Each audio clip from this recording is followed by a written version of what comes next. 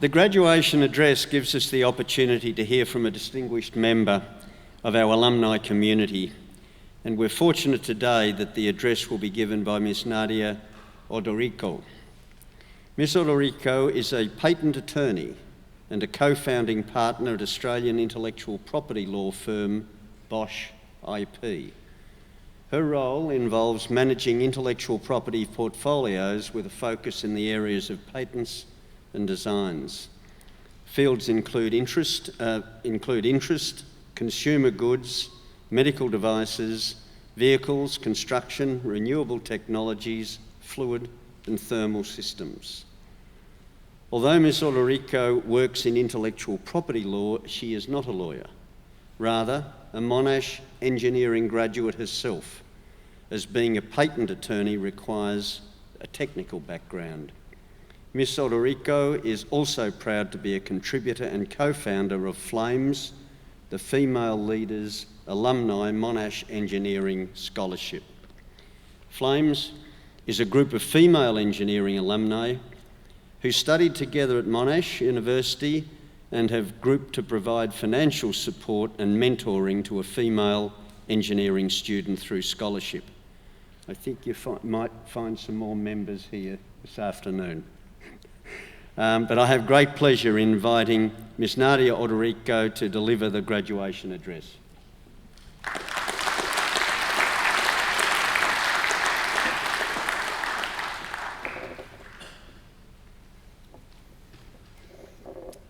Thank you, Deputy Chancellor, for your kind introduction. Good afternoon, ladies and gentlemen of the official party, Doctors of Philosophy, and graduates. It gives me great pleasure and honour to address you all today. And congratulations, graduates, you have made it. I'm particularly pleased to be speaking to graduates from the faculties of Business and Economics and Engineering. My undergraduate degree was in engineering, and I reflect on what I would have done if I had my chance again. I would have without doubt have chosen a double degree in engineering and commerce. Life experience has shown me that these are two of the most useful and practical areas of education for work-life skills.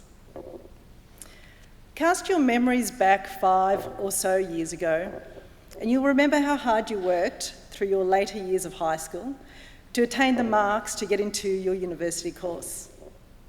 You will remember how ecstatic you were to be accepted into your course, and then perhaps how shocked you were at how difficult it was compared to VCE, which was previously your highest benchmark for hard learning. University subjects are fast-paced. Couple that with the temptation of university parties, balls, O Week, Green Week, or whatever other week you have these days for an excuse to party. And I know that's a delightful trap I fell into. And then, of course, to make matters even more difficult for you, there's been the small matter of a tiny virus called COVID-19, which no one alive today has had to previously deal with at university. My point is, despite all of this, you have made it through. You have made it through with great resilience, and you even sit here at the end of it all smiling. Well done to all of you. You probably won't remember this speech, but I would like you to leave here today with a feeling of excitement for the future. I would like you to be inspired to do the best you can with the awesome skills you have. Above all, you need to believe in yourself that you can do it again. This is not the end of the journey, it is the beginning. I'll do what I can to help in the few minutes I have by offering some advice purely based on my own experience. I am no celebrity, nor have I achieved world recognisable success. I have not invented any super efficient means for eco-power generation. I have not cracked a solution for Australia's housing market bubble. But what I am is you in 25 years from now. Knowing where you're about to go and having been there before, I can offer you insights that might help with your transition to the work phase part of your life. Like you, I am a proud Monash graduate who walked these buildings in what only seemed like yesterday. Today I don't recognise any of the building, except this one. With confidence, I can say that my time at Monash formed some of the best times of my life. In hindsight, I hope they will have for you too. The first piece of advice I would like you to remember is this: you are good enough. You have made it this far. You are already in the top 30% of the population by level of education, probably even higher, because you are graduating from highly challenging courses from a top university. You have skills employers want, and you have the smarts to develop more skills. I found the transition from university into the workforce very difficult, and in the beginning, I didn't think I was good enough to be in my job. I had my eyes set on a career as a patent attorney. As explained by the Deputy Chancellor in my introduction, I am a mechanical engineer, not a lawyer. Patent attorneys who work with inventions must have science or engineering backgrounds in order to understand their clients' inventions. But to qualify as a patent attorney, I also needed to pass 3 years of postgraduate intellectual property law exams, equivalent to a Masters of Law. Within the first few weeks of starting my dream job as a training patent attorney at a prominent intellectual property law firm, the senior partner I reported to realised fairly quickly that I could not write a letter properly. All we do as patent attorneys is write: persuasive writing, technical writing, opinions, analysis. But I was excellent at triple integrals and Bernoulli equations, not at writing. Back in those days, we didn't do much writing in engineering. My inability to properly write a letter was seen as a fairly serious deficiency on my part, and the senior partner immediately enrolled me into a remedial writing course. I felt I was not good enough. The senior partner, let's call him Tony, that's his actual name, who was an accomplished, sharp-tongued patent attorney renowned in the profession, made me question my abilities and whether I belonged there at all. I was very close to giving up. But I drew on all the resilience I had and intuitively used the problem-solving skills Monash had taught me, and I passed those exams. My resilience paid off. I made it. In fact, I smashed it. I even went on to win the Institute Prize for the highest marks, beating colleagues who had never in their lives attained anything lower than a distinction, let alone fail university subjects like I did. Last week, when I told Tony that I was going to address Monash graduates, he asked if I was going to mention him.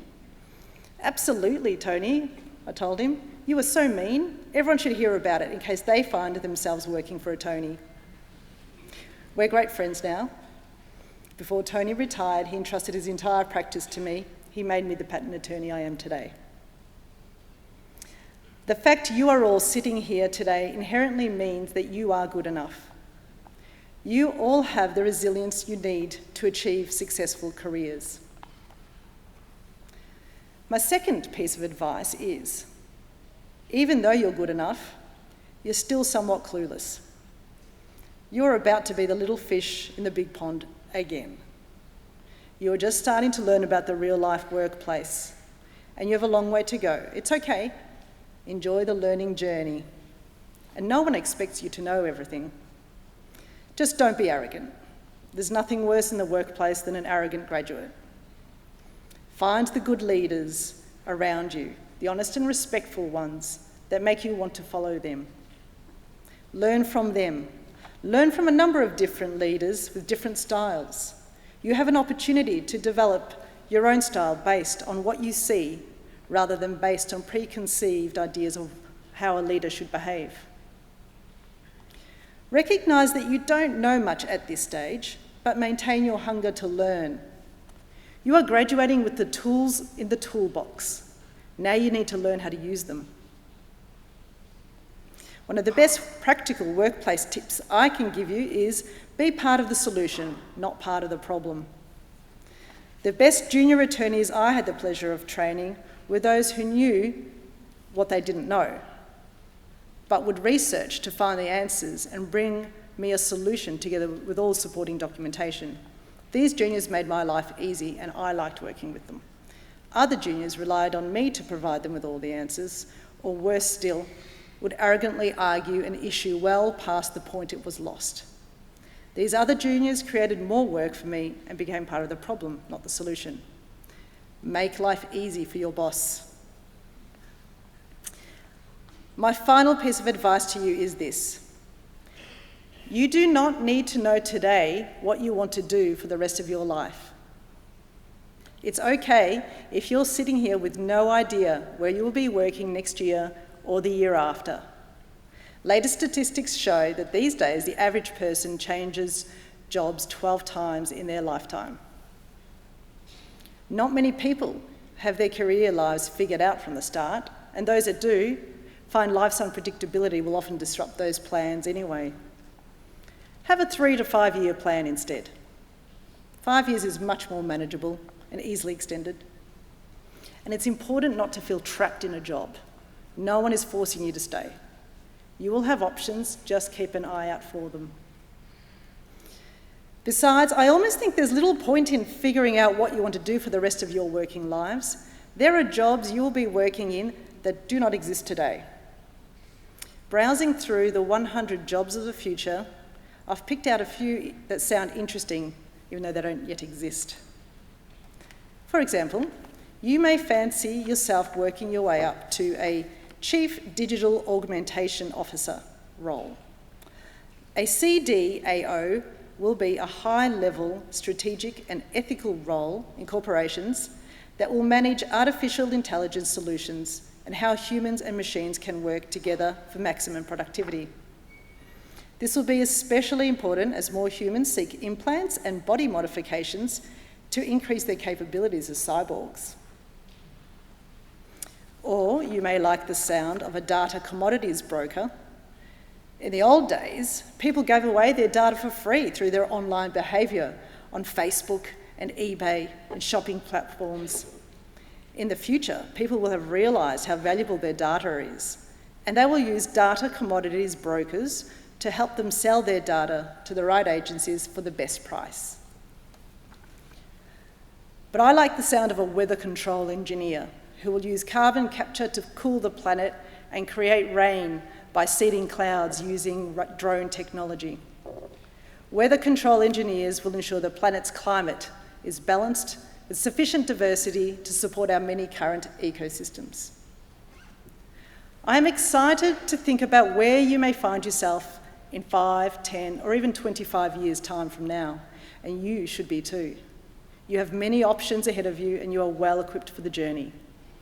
You are good enough, you are resilient, you are ready to learn and be part of the solution. Open your mind to possibilities of the future. So now, my dear graduates, take your tools of the trade and move on to your next phase. Go forth with pride and be awesome Monash alumni.